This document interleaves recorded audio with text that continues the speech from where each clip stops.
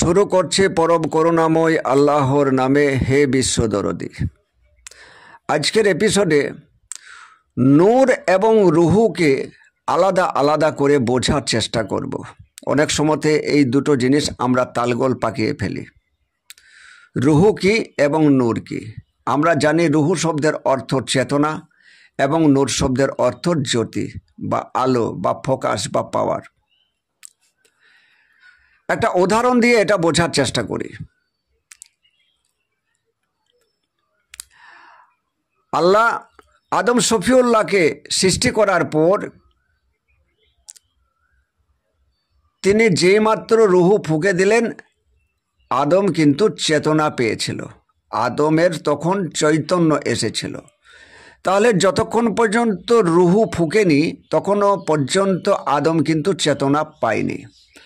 তারপরে দেখুন সূরা মুজদালার 22 নম্বর আয়াতে আল্লাহ বলছে, আমি রুহের দ্বারাই যাকে শক্তিশালী করেছি তার জন্য এমন জান্নাত রেখেছি যে জান্নাতের তলা দিয়ে ঝর্ণা ধারা প্রবাহিত হবে, এখানে সেই ব্যক্তি চিরস্থায়ী অবস্থান করবে। এমন কথা আল্লাহ বললেন যে রুহের দ্বারাই, আল্লাহ বলছে রুহের দ্বারাই আমি যাকে শক্তিশালী করেছি। তাহলে রুহের দ্বারাই শক্তিশালী করা যায়। দেখুন, আমরা যে বিদ্যুৎ ব্যবহার করছি এই বিদ্যুতের যে ভোল্টেজ তা কিন্তু কম বেশি হয়। কখনো 5 ভোল্টেজ ব্যবহার করতে হয়, কখনো 20 ভোল্টেজ ব্যবহার করতে হয়, বা আমাদের ঘরে যে ভোল্টেজ আসছে এটা 200 থেকে 220 ভোল্টেজ আসছে। কোথাও তাহলে 200 ভোল্টেজ, আবার কোথাও 11,000 ভোল্টেজ, কোথাও 33,000 ভোল্টেজ। ওই যে 33,000 যে ভোল্টেজ, 11,000 যে ভোল্টেজ, তা তো ব্যবহারযোগ্য নয়। তাকে ব্যবহার করার জন্য রোধের দ্বারাই তাকে আমাদেরকে 200-250 মধ্যে নিয়ে এসে ব্যবহার করতে হয়। এই উদাহরণটা কেন দিলাম? আল্লাহ বলছে রুহের দ্বারাই যাকে আমি শক্তিশালী করেছি, অর্থাৎ বিদ্যুৎ শক্তির দ্বারাই।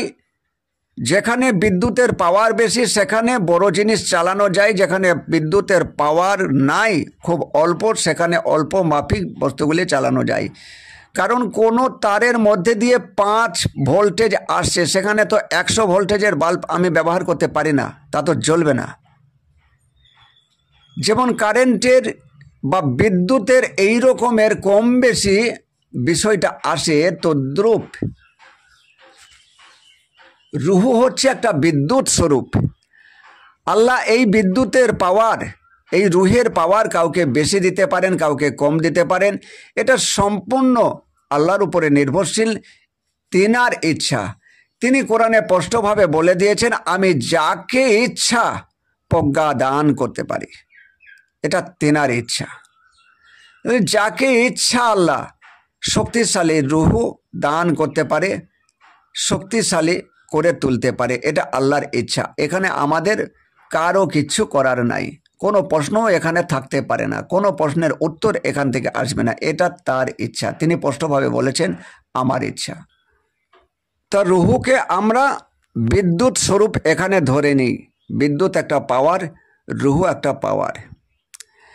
এখন এই তারের মধ্যে দিয়ে বিদ্যুৎ যাচ্ছে। বিদ্যুৎ যাওয়ার পর আমি এই তারের মাথাতে হোল্ডার দিয়ে একটি বাল্ব লাগিয়ে রেখেছি। যখন বিদ্যুৎ গেল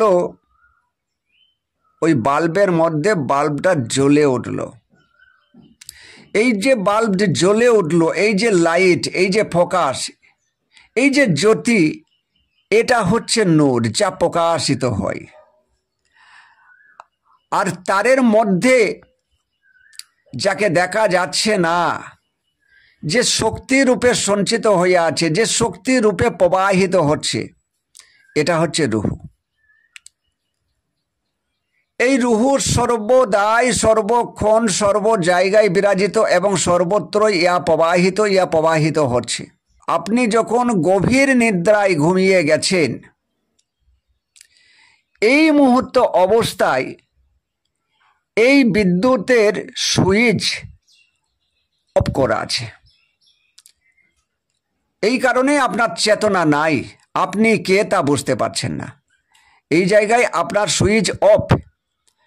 কিন্তু যেই মাত্র আপনি চেতন পেলেন, অর্থাৎ আপনার সুইচ অন করা হলো, আপনার মধ্যে আবার কিন্তু রুহু শক্তি প্রবাহমান। যতক্ষণ পর্যন্ত এই রুহু শক্তি প্রবাহমান আপনার কাছে, ততক্ষণ পর্যন্ত আপনি চেতনায় আছেন, আপনি চেতন অবস্থায় আছেন। আর এই চেতন অবস্থায় এই জগতে যা কিছু আপনি সৃজন করছেন, যা কিছু আপনি সৃষ্টি করছেন, তা নূরেরই প্রকাশ। আপনারা হয়তো বলবেন, আল্লাহর সৃষ্টিকর্তা সমস্ত কিছু আল্লাহর সৃষ্টি করেছেন। আল্লাহ সমস্ত কিছু সৃষ্টি করেছেন না নিজে সৃষ্ট হয়েছেন, এটা ভালো করে বোঝার চেষ্টা করবেন। আল্লাহ বলছেন, আমি বহুতে প্রকাশ, কিন্তু আমি একক, আমি বহুতে প্রকাশ। তিনি সৃষ্টি হয়ে প্রকাশিত হলেন। এর আগে আপনাদেরকে একটা উদাহরণ দিয়েছিলাম। এই উদাহরণ থেকে আপনারা স্পষ্টতর বুঝতে পারবেন যে ধরুন মোটা একটা ঢেলা উচ্চ স্থান থেকে ফেলে দেওয়া হলো। সে যখন নিচে পড়বে তখন সে গুঁড়ো গুঁড়ো হয়ে ধুলোয় রূপান্তরিত হবে। ছিল ঢেলা, এখন হয়ে গেল গুঁড়ো গুঁড়ো ধুলো। এই ধুলোর সৃষ্টিকর্তাকে ওই ঢেলা। আচ্ছা, ঢেলা ধুলোর সৃষ্টিকর্তা, তা ধুলো হয়ে যাওয়ার পরে আলাদাভাবে কোনো জায়গায় আবার ঢেলাটা থাকলো নাকি? সে ধুলোর মধ্যে দিয়েই তিনি প্রকাশ হয়ে গেলেন। তা আল্লাহ নিজের সৃষ্টিকর্তা, সৃষ্টি করেছেন, কিন্তু নিজের সৃষ্টির মধ্যে দিয়ে তিনি প্রকাশিত হলেন। সর্বত্র তিনিই আছেন।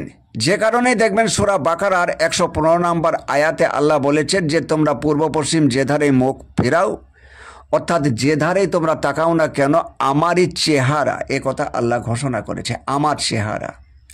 কারণ প্রত্যেকটা বস্তুর মধ্যে, প্রত্যেকটা জীবের মধ্যে, প্রত্যেকটা স্থানে তিনি বিরাজিত। আমি যেমন ওখানে উদাহরণ দিয়েছি, তারের মধ্যে যে বিদ্যুৎ, এটা রূহ, এবং বাল্ব জ্বলে উঠলো, প্রকাশ হলো, এটা নূর। এই রূহ না থাকলে নূর প্রকাশিত হতো না। আপনার চেতন অবস্থা না হলে এই দুনিয়া আপনার কাছে সৃজন নয়। আপনার চেতন অবস্থাতেই এই দুনিয়া আপনার কাছে সৃজন। আপনার দুনিয়া আপনি সৃজন করেছেন, আপনার মতো করে সৃজন করেছেন। যে কারণেই এক এক মানুষের জগৎ এক এক রকমের। যে যেমন চিন্তা ভাবনার মানুষ, যে যেমন চেতনার মানুষ, তার জগৎ তার কাছে তেমন। একটা উদাহরণ দিয়ে আপনাদেরকে আমি বলতে পারি। একটা বড় বাগানে অনেক গাছপালা আছে, বিভিন্ন রকমের, সব রকমেরই গাছপালা সেখানে আছে। একটা কাঠ ব্যবসায়ী যদি ওই বাগানে যায়, তাহলে সে ওই বাগানে গিয়ে শুধু টাকাই দেখতে পাবে যে কত টাকার কাঠ এখানে আছে। একজন আয়ুর্বেদিক চিকিৎসক যদি ওই বাগানে যায়, তাহলে ওই বাগানে গিয়ে শুধু ওষুধই দেখতে পাবে। কারণ ওষুধের সঙ্গে তার সম্পর্ক, ওষুধ নিয়েই তার চেতনা।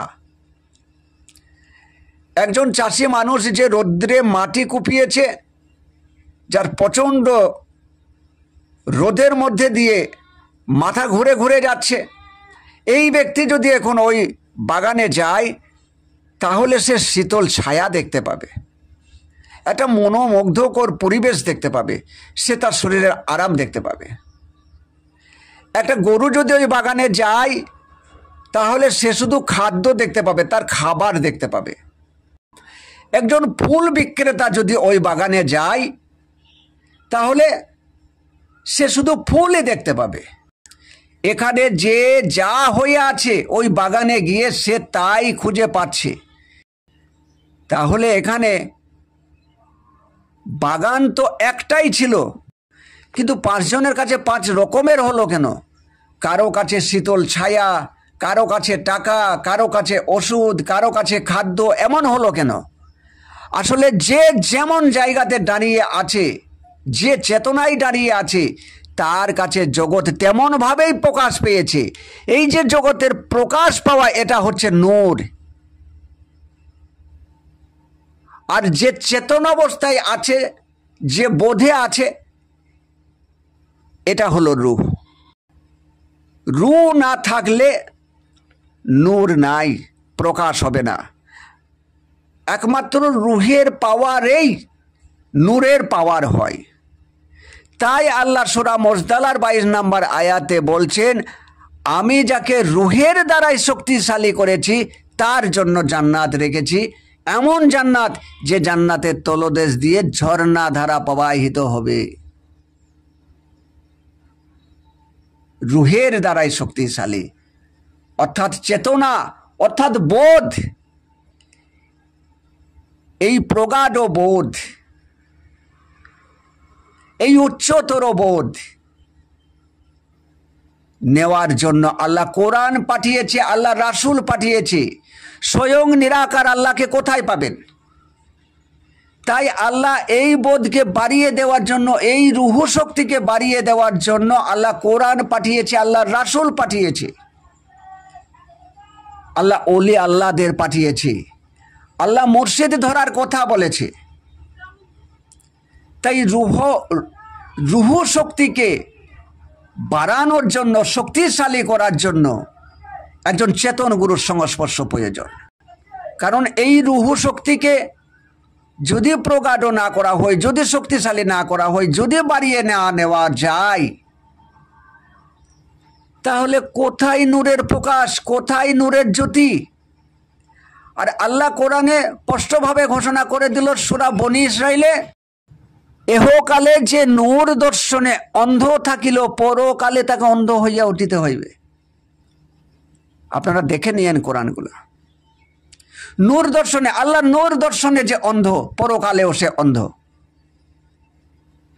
এই যে আল্লাহ নূর কোথায় পাবেন? এই নূরকে পেতে গেলে আপনার চেতনা তো মজবুত হতে হবে, আপনার রুহানি শক্তি, রুহুকে তো মজবুত হতে হবে। এই রুহুর শক্তিকে মজবুত করার জন্য একজন চেতন গুরুর দরকার, একজন মুর্শিদের দরকার। আশা করি রুহু এবং নূর এটা নিয়ে আপনাদের সামনে আমি স্পষ্ট করতে পেরেছি। রুহু হচ্ছে শক্তি আর নূর হচ্ছে প্রকাশ।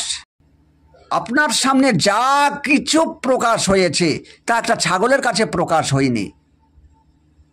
একটা ছাগল জানে না কাকে আকাশ বলে, কাকে পাহাড় বলে, কাকে গাছপালা বলে, কাকে ফুল বলে, কাকে সৌন্দর্য বলে। ছাগল গরুর কাছে নাই, তার কাছে প্রকাশ হয়নি। আপনার কাছে যা দৃশ্যমান, যে সুন্দর দৃশ্য প্রকাশ হয়েছে, যার যত রুহানি শক্তি জোর আছে, তার কাছে জগৎ তত সুন্দর হয়েছে। আর যার রুহানি শক্তি যত কমজোরি, এই জগৎ তার কাছে তত বিপজ্জনক, তত কারাগার, তত জাহান্নাম হয়ে গেছে। তাই নূরকে শক্তিশালী করতে হলে, এই জগৎকে সুন্দর করতে হলে, পরকালকে সুন্দর করতে হলে রুহানি শক্তিকে মজবুত করতেই হবে। আর এই রুহানি শক্তি মজবুত করার জন্য আল্লাহ কোরআন পাঠালো, রাসূল পাঠালো, অলি পাঠালো। তাদের সংস্পর্শ হতেই হবে। আজ এখান থেকেই থাক। সকলে ভালো থাকেন। জয় গুরু, জয় মুর্শিদ, খোদা হাফেজ।